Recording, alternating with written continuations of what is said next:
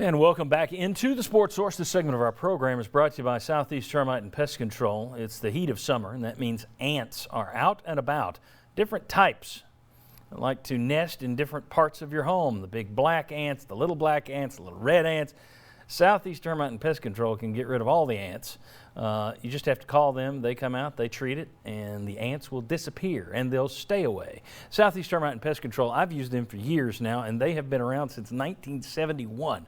A good family-owned, locally owned business right here in East Tennessee. Call them and find out for yourself or visit them online, southeasttermite.com.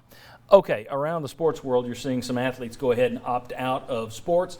You've had some big names in the NBA. You've had some big names in Major League Baseball opt out. And this week, for the first time, you're starting to see some NFL guys balk. The starting left tackle for the Tampa Bay Buccaneers said, there's really not any reason for me to play right now.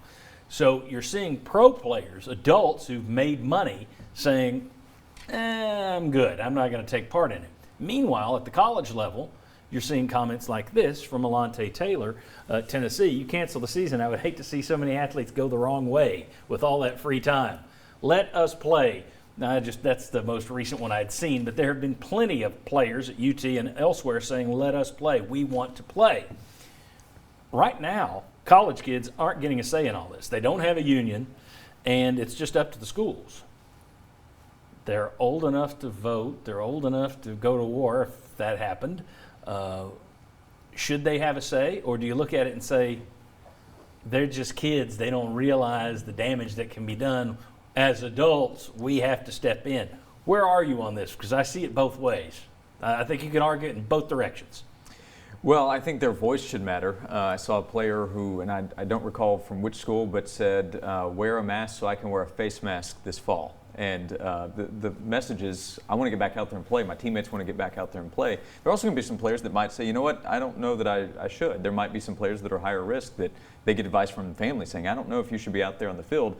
And their voice should be heard as well. That just comes back to the issues you face here. There is no players association. There is no collectively bargained agreement to where, Major League Baseball, when you see players opt out, that's in the agreement that they have with the owners. Then also, most of those players, as you kind of mentioned, they made a ton of money. So they don't have as much to gain. They're college athletes. They're probably thinking, I have something to gain here, either a professional opportunity, high school athletes with college opportunities. So there's a lot to be lost there for those guys. And I feel for those guys too. Yeah, they may be looking to opt in, but instead of saying what I've already gained, they're looking at what they could lose, as you say.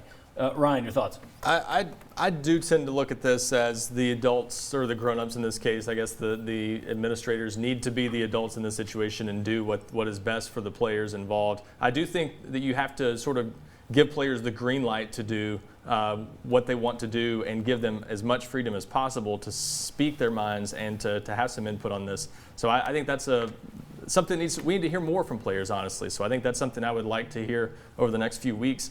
I keep hearing there's behind the scenes maybe some players who aren't totally okay with the idea of playing, but they don't want to speak out for fear of how this would be handled. Would they be forced to sit out just because they have some concerns? Mm-hmm. So I would like to hear more from players on this in general, but I think the green light has to come from the administrators, not from the players.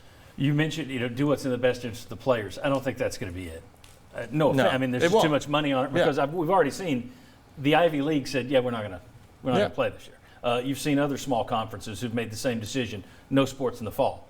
The big money conferences, we think we can figure out a way to do it. Conference only. I mean, as much as they want to say, well, our first concern is the players. Yeah. No, it's not. The first concern is paying off all the stuff you bought on your campus. It's making money, and those players are a way to make money. I'm not saying they're evil geniuses over there saying, who cares about the players?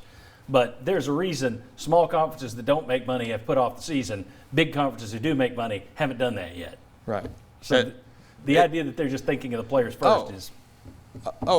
definitely. And I know not. You know that. Yeah, definitely not. I would like to hear that input, at least so we know it, and at least to know that the NCAA, the conferences, whoever, has taken that into some consideration. But as far as whether the season should be played or should not be, I know most players want to play. I think the vast majority do. I think if we left it up to them, we'd be ignoring some other factors that need to be considered quite a bit. All right, very good. Assuming there will be basketball this season, we now know what Tennessee's non-conference schedule will look like. We'll see that next, and we'll talk about some other interesting issues regarding Tennessee's roster. Come on back.